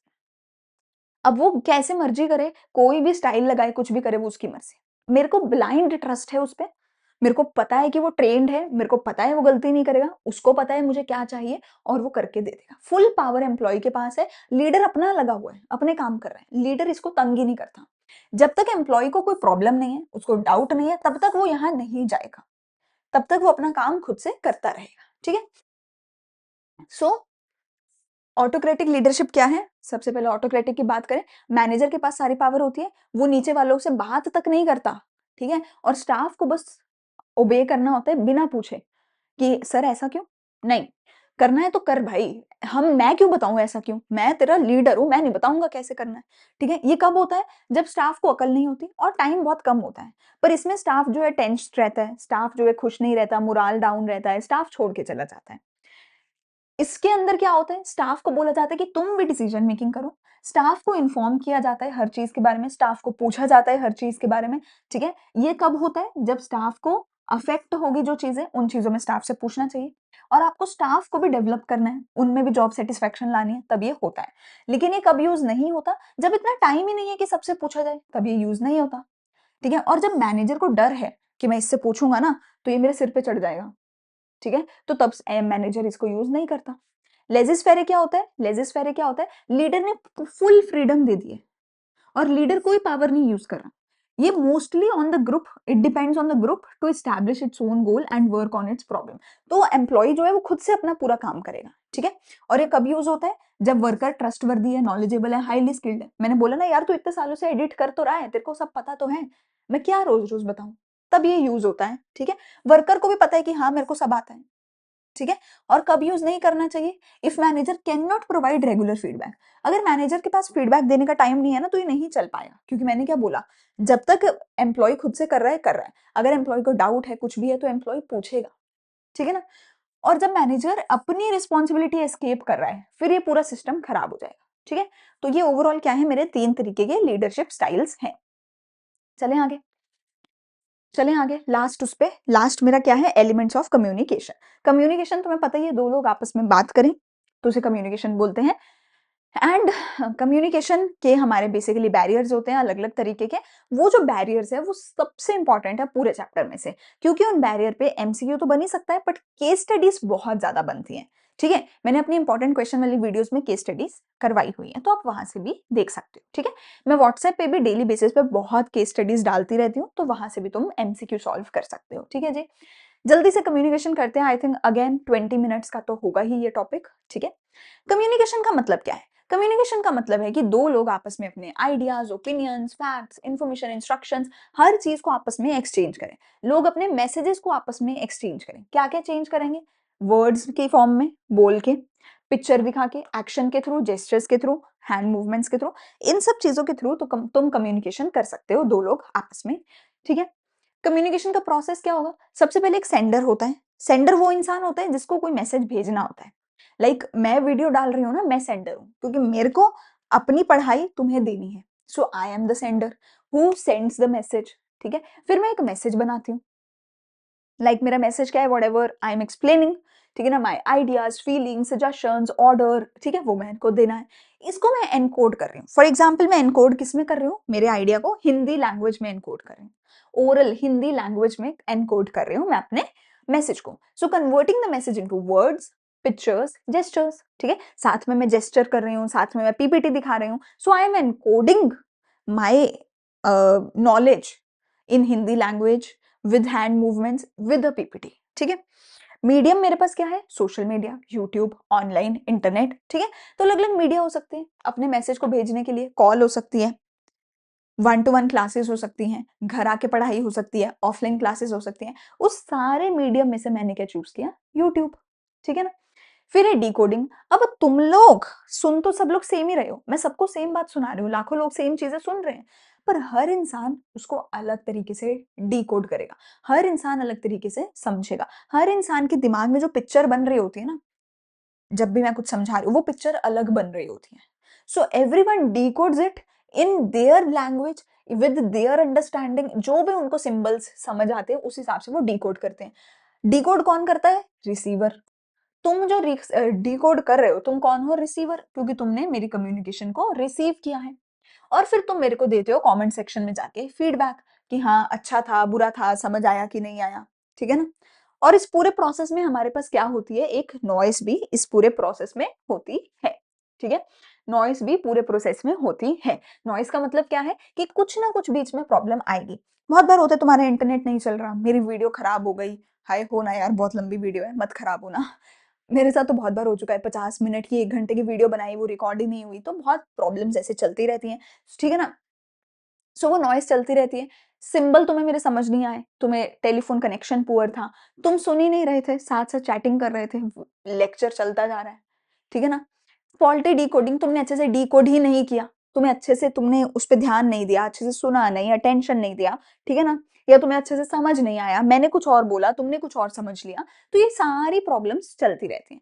तो ये है मेरा पूरे का पूरा प्रोसेस ऑफ कम्युनिकेशन, ठीक है? तुम देख सकते हो, एक सेंडर होता है जिसके दिमाग में कुछ खुराफात आता है, फिर वो उस खुराफाती मैसेज को एनकोड करता है अपनी भाषा में, किसी एक माध्यम के थ्रू रिसीवर तक भेजता है, रिसीवर उसको डिकोड करता है अपनी भाषा में, और फिर रिसीवर क्या करता है, डिकोड करके फीडबैक देता है वापस से, फीडबैक किसको देता है, वापस से सेंडर को। और इस पूरे प्रोसेस के दौरान किसी ना किसी स्टेज पे कुछ ना कुछ फीडबैक चलता, कुछ ना कुछ नॉइस चलती रहती है, कहीं ना कहीं गलती हो सकती है, ठीक है जी। चलें आगे। कम्युनिकेशन की टाइप्स क्या-क्या हो सकती हैं? कम्युनिकेशन फॉर्मल हो सकती है, जो एक कंपनी के अंदर होती है, इनफॉर्मल हो सकती है, जो दोस्तों के बीच में होती है, वर्टिकल हो सकती है, हॉरिजॉन्टल हो सकती है। वर्टिकल क्या होती है? ऊपर-नीचे, हॉरिजॉन्टल क्या होती है? On the same level, horizontal क्या होती है? ऑन द सेम लेवल, ठीक है? तो फॉर्मल कम्युनिकेशन क्या है? It flows through the official channel designed in the organization, जैसे कि तुमने स्केलर चेन पढ़ा था कि स्केलर चेन के थ्रू कम्युनिकेशन होती है, ऊपर से नीचे, नीचे से ऊपर जाती है, ठीक है ना? ये टेक प्लेस करती है सुपीरियर और सबऑर्डिनेट के बीच में, या फिर सेम लेवल के लोगों के बीच में। सुपीरियर सबऑर्डिनेट में होती है वर्टिकल, सेम लेवल के लोगों के बीच में क्या होती है? हॉरिजॉन्टल, ठीक है ना? अपवर्ड कम्युनिकेशन क्या है? सबऑर्डिनेट अपने सुपीरियर से बात कर रहा है। डाउनवर्ड कम्युनिकेशन क्या है? ऊपर वाला नीचे सबऑर्डिनेट से बात कर रहा है। हॉरिजॉन्टल क्या है? Take place between one division and another, मतलब टीचर सारे आपस में जब बात कर रहे हैं तो सारे टीचर सेम लेवल पे हैं, लेकिन अगर एक टीचर अपने ब्रांच के हेड से बात कर रहा है तो वो वर्टिकल होगा, ठीक है ना? फॉर्मल कम्युनिकेशन के अलग अलग तरीके हो सकते हैं जो कि तुम्हारे सिलेबस में नहीं है, सीबीएसई में नहीं है, सीयूईटी में है। अगर तुम्हारे स्टेट बोर्ड में है तो पीपीटी से देख सकते हो, अगर तुम्हारे सीयूईटी में है तो भी तुम देख सकते हो। सिंगल चेन है, ऊपर से नीचे जा रहे हैं, सर्कल है, सारे आपस में बात कर रहे हैं, व्हील है कि सब लोग एक सेंट्रल पोजीशन के साथ बात कर रहे हैं, सेंट्रलाइज्ड है ना, कि इसके पास ये पावर तो हर कोई सिर्फ उससे बात करेगा, आपस में ये लोग बात नहीं कर सकते। फ्री फ्लो है, कोई भी किसी से कभी भी कैसे भी बात कर सकता है, कोई दिक्कत नहीं है। या फिर इन्वर्टेड भी है कि ये सब लोग आपस में भी बात कर सकते हैं और ये सब लोग एक सेंट्रल पोजीशन से भी बात कर सकते हैं, ठीक है? तो अलग-अलग नेटवर्क्स होते हैं, तो ये आपके सिलेबस में नहीं है तो इसलिए मैं इस पे बात नहीं करूँगी, बट अगर आपको ये देखने हैं तो आप जाकर के पीडीएफ से देख सकते हैं, ठीक है जी? अलग-अलग तरीके के नेटवर्क्स होते हैं। डिफरेंस फॉर्मल इनफॉर्मल का क्या है? फॉर्मल में एक एस्टैब्लिश्ड लाइन ऑफ कमांड होती है, एक एस्टैब्लिश्ड तरीका होता है कि कैसे, कौन, कब, किससे कितनी बात करेगा। इनफॉर्मल में जिसका दिल आता है उसको मैसेज करो, कौन रोक रहा है तुम्हें, जो मर्जी करो, ठीक है? फॉर्मल रिटर्न में होती है, मोस्टली मोस्टली ईमेल के थ्रू होती है। यहाँ पे तुम्हारा जो दिल करे वो करो, कॉल करो, इंस्टाग्राम करो, व्हाट्सएप करो, स्नैपचैट करो, फेसबुक करो, जो अच्छा लगे वो करो, तुम्हारी श्रद्धा, ठीक है? स्पीड, ये यूजुअली स्लो होती है, यूजुअली ये स्लो होते हैं कि पूरी ईमेल बनवाओगे, चैट जीपीटी से लिखवाओगे, फिर भेजोगे, फिर वो ईमेल पढ़ेगा, फिर सोचेगा, फिर जवाब देगा। इसमें क्या है भैया, अभी दिल आया, अभी फ़ोन मिलाता हूँ, इसको अभी देखता हूँ ये कहाँ पे है, ठीक है ना? तो ये बहुत फ़ास्ट है, जब दिल दिल किया लिख दो यार, चैट जीपीटी से थोड़ी लिखवाओगे, है ना? कि इसको कैसे मैसेज करना है दोस्त को। यहाँ पे रिकॉर्ड रखे जाते हैं क्योंकि सारा कुछ ईमेल के थ्रू होता है और ईमेल पड़ी रहती है हमेशा के लिए। ये इसमें कोई फॉर्मल रिकॉर्ड मेंटेन नहीं होता, चैट डिलीट हो गई, ब्लॉक हो गए, कुछ भी हो गया, है ना? इसमें रिस्पॉन्सिबिलिटी फिक्स करी जा सकती है, इसमें नहीं फिक्स करी जा सकती। कब किसने किसको बोला क्या पता? स्कूल में इतने तुम अफ़वाहें फैलाते हो, किसने शुरू करी पता ही नहीं, ठीक है ना? तो यहाँ पे र्यूमर हो सकते हैं, यहाँ पर ऐसा कुछ नहीं होता, फॉर्मल में ऐसा कुछ नहीं होता। फॉर्मल पूरा प्लान्ड होता है, सिस्टमैटिक होता है, ये नहीं होता, ठीक है? बस दैट्स इट। चलो लास्ट टॉपिक मेरे पास क्या आता है, कम्युनिकेशन बैरियर्स का, कि भैया क्या-क्या प्रॉब्लम्स, क्या-क्या बैरियर्स आ सकते हैं हमारी पूरी इस कम्युनिकेशन की जर्नी में, कहाँ-कहाँ हमें नॉइज़ का सामना करना पड़ेगा, कहाँ-कहाँ हमें दिक्कत हो सकती है। तो टोटल 4 प्रॉब्लम्स हो सकती है, semantic barrier, personal barrier, organizational barrier, psychological barrier. देखो अब एक-एक करके पहले मैं इनका मतलब समझा देती हूँ, लिख लेना। सिमेंटिक बैरियर का मतलब होता है, तुमने ऊपर पढ़ा है ना, प्रोसेस ऑफ कम्युनिकेशन, उसके अंदर तुम एन्कोडिंग करते हो, तुम डिकोडिंग करते हो प्रोसेस में। तो देखो बेटा, जब तुम एनकोड कर रहे हो या जब तुम डिकोड कर रहे हो, अगर इन दोनों में से किसी भी एक स्टेप पे तुम्हें प्रॉब्लम फेस हो, तो उसको सिमेंटिक बैरियर बोला जाता है। अगर तुम एनकोडिंग या डिकोडिंग की स्टेज पे प्रॉब्लम फेस करो तो दैट इज सिमेंटिक बैरियर, ठीक है। मैंने बोला ही सही तरीके से नहीं, या मैंने बोला कुछ और तुमने समझ कुछ और लिया, तो एनकोडिंग डिकोडिंग की प्रॉब्लम हो सकती है। पर्सनल बैरियर है किसी इंसान, किसी व्यक्ति की प्रॉब्लम है, मैं इंसान ही खराब हूं तो मैं प्रॉब्लमैटिक हूं।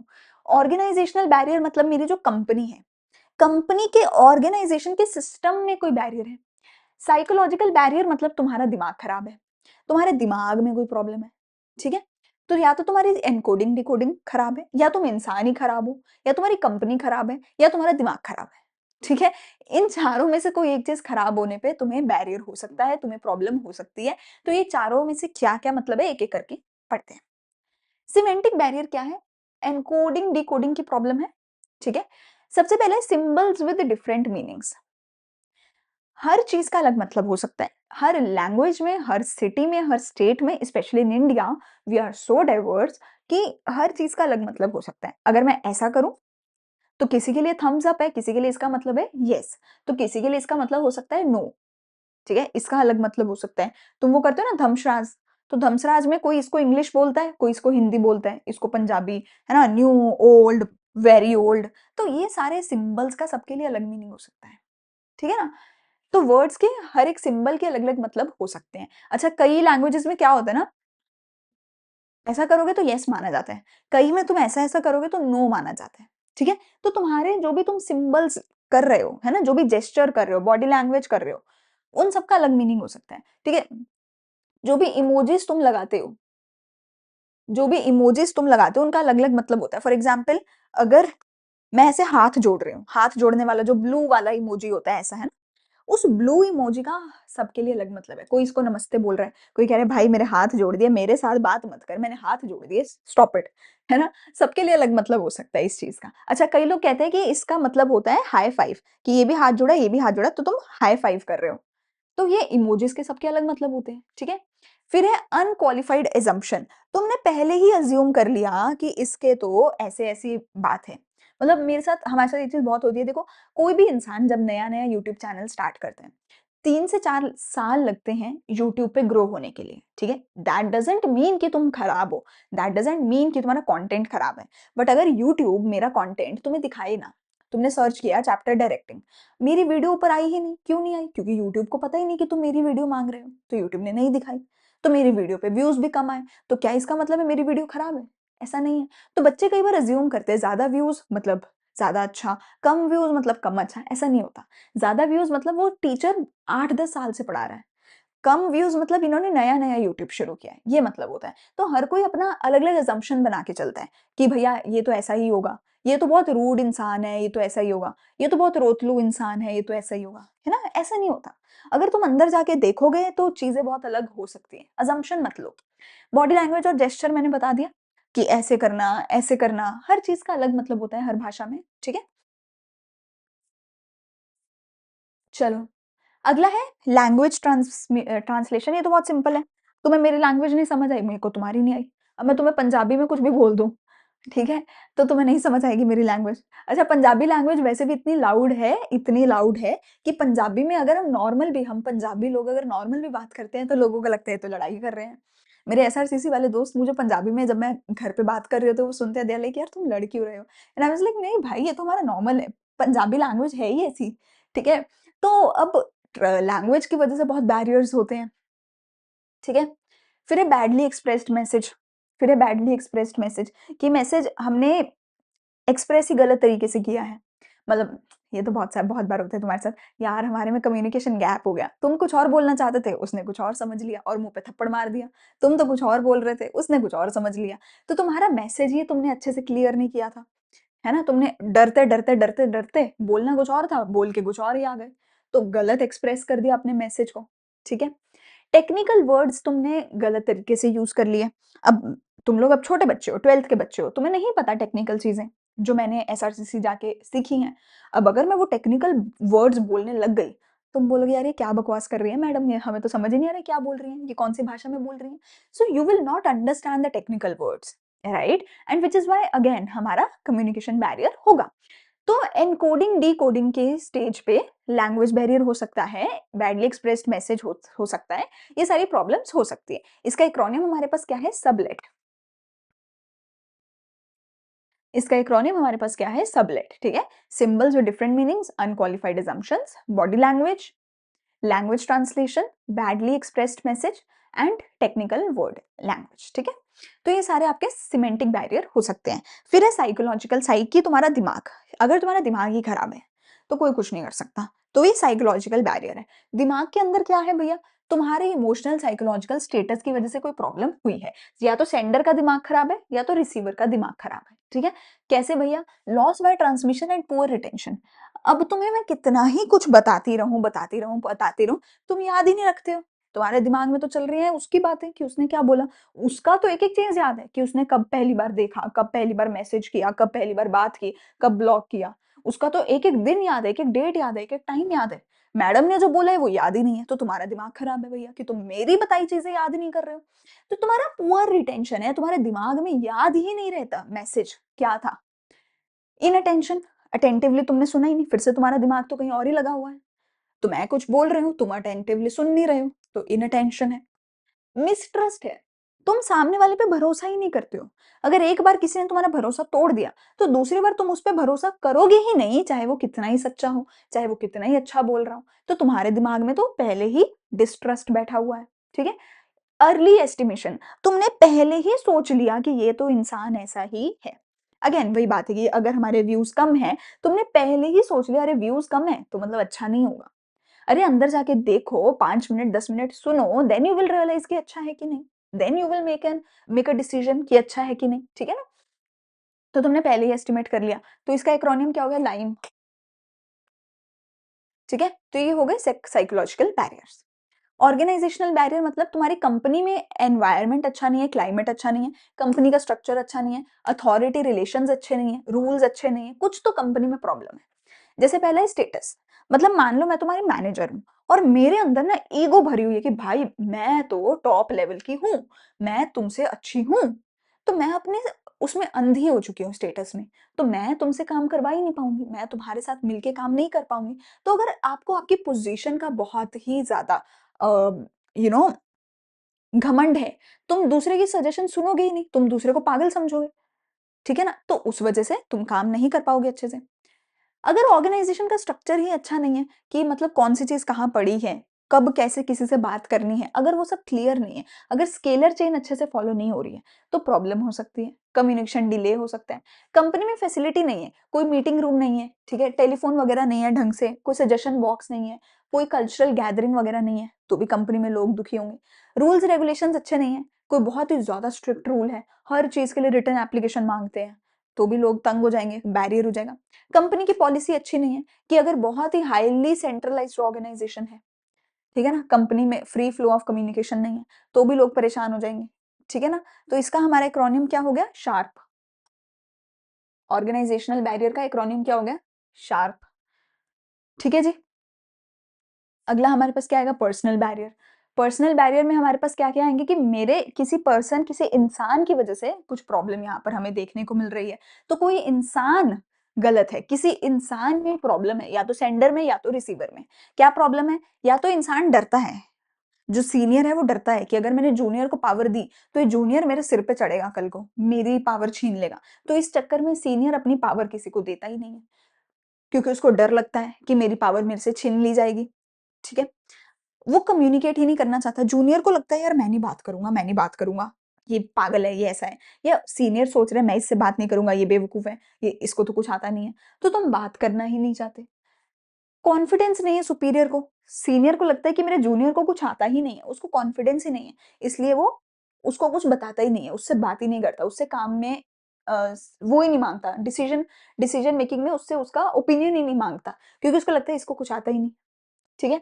लैक ऑफ प्रॉपर इंसेंटिव देना पड़ेगा तुम्हें जूनियर को, ताकि जूनियर आके तुमसे बात करे। जूनियर कहता है कि मैं क्यों आके तुमसे बात करूं, मैं क्यों आके तुम्हें एक चीज बताऊं, मेरा क्या उससे फायदा है, मेरे को अगर कोई फायदा ही नहीं मिल रहा तो मैं आके तुम्हें नहीं बताऊंगा कुछ भी, होता रहे जो हो रहा है मेरी नजरों के सामने, मैं कुछ नहीं बताऊंगा।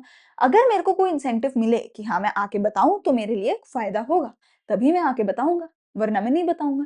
तो there should be motivation, there should be incentive for communication, ठीक है जी?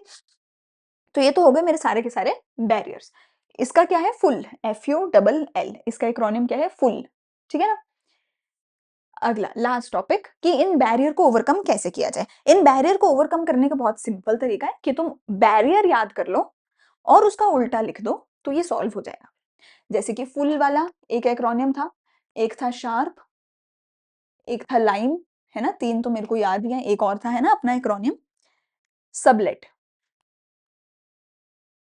तो ये सारे के सारे क्या हैं हमारे कम्युनिकेशन बैरियर्स हैं, लैंग्वेज है, ठीक है, बैडली एक्सप्रेस्ड मैसेज है, ठीक है, कॉन्फिडेंस नहीं है, ये नहीं है, वो नहीं है। तो ये जितने भी सारे प्रॉब्लम्स हैं, इन्हीं प्रॉब्लम्स को नेगेटिव करके लिख दो, उल्टा करके लिख दो कि भैया ये प्रॉब्लम है, ये मत करो। लैंग्वेज बैरियर है, लैंग्वेज को अच्छे से ट्रांसलेट करो, तो ओवरकम हो जाएगा बैरियर, ठीक है? तो इन्हीं सारे बैरियर्स को उल्टा करके लिख दो, बैरियर ओवरकम हो जाएंगे। जैसे कि आइडियाज को पहले ही क्लैरिफाई कर लो बिफोर कम्युनिकेशन, तो उससे क्या होगा, कम्युनिकेशन अच्छी हो जाएगी। ओपिनियंस ऑफ अदर पार्टिसिपेंट, सबसे उनका ओपिनियन पूछो, तो कम्युनिकेशन अच्छी हो जाएगी। लिसनर के लिए जो यूजफुल है वही चीजें कन्वे करो, ठीक है? रिसीवर की जो नीड्स हैं, उसकी नीड्स को समझो और उसके अकॉर्डिंग बताओ। मतलब तुम्हें जिस चीज की जरूरत है उसी हिसाब से मैं पढ़ाऊं, तभी तुम्हें फायदा होगा, ठीक है?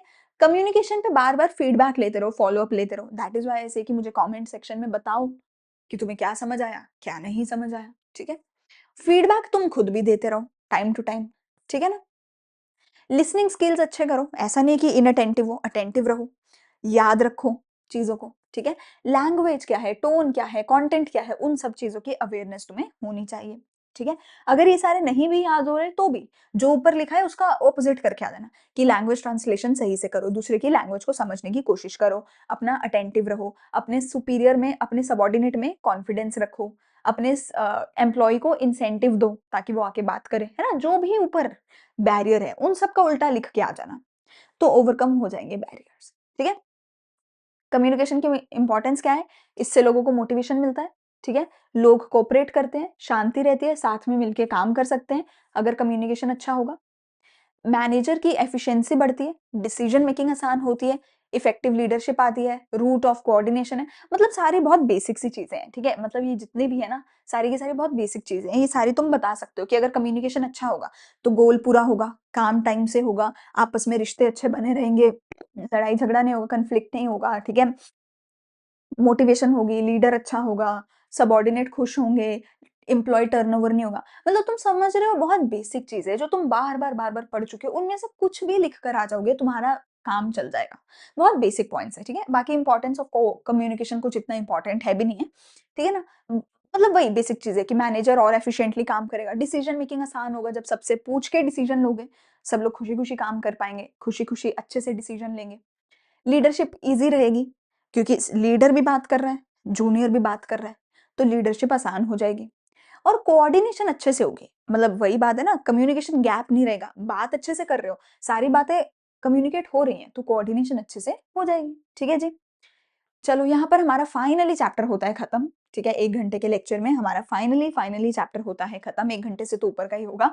बट एनीवेज़ मुझे कमेंट सेक्शन में डन ज़रूर लिख के बताना कि मैंने 1 घंटे की मेहनत तो करी है। क्या तुमने मेरे साथ 1 घंटा पूरा सुना है? कैसा लगा है? कहीं कोई प्रॉब्लम है, कोई डाउट है, कुछ भी है, तो मुझे हर चीज़ कमेंट सेक्शन में बताना। मैं मिलूँगी अगले चैप्टर में, अगले लेक्चर के साथ। लेकिन तुम अपनी पढ़ाई अच्छे से करते रहो, हर जगह जाके चैनल को फॉलो कर लो, टेलीग्राम पे नोट्स ले लेना, व्हाट्सएप पे जाके सारे एमसीक्यूज़ तुम्हें मिल जाएँगे, ठीक है? तो हर जगह जाके हमें फॉलो करो। I will see you in the next video. Thank you. Bye bye.